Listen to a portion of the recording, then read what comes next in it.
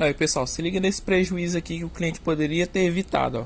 Pessoal, essa daqui é uma tela do Redmi Note 9.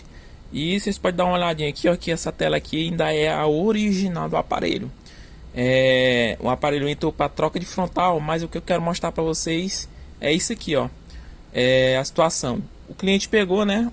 A tela começou a soltar. E aí o cliente não trouxe o aparelho para a gente fazer uma colagem, né? Que aqui aparece praticamente o dia todo. E aí ficou usando normal. Só que aí, com o tempo que ele vai soltando, né? Ele vai puxando o flex. Esse flex aqui da tela.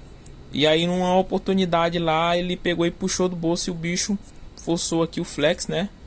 E acabou rasgando, ó. Dá uma olhadinha aqui, ó.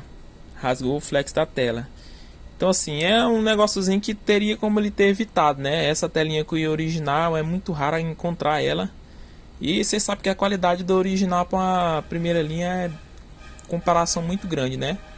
Então assim, com mais ou menos assim 5, 10 reais, ele poderia ter evitado essa situação aqui, né?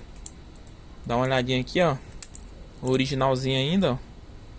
Então assim, aqui na assistência eu não cobro questão de colagem de tela, né?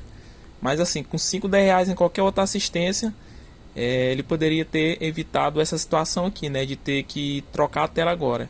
Então agora essa tela aqui que ele vai estar botando aqui, 220 reais. Então, prejuízozinho, né? Praticamente perto de sexta-feira é complicado.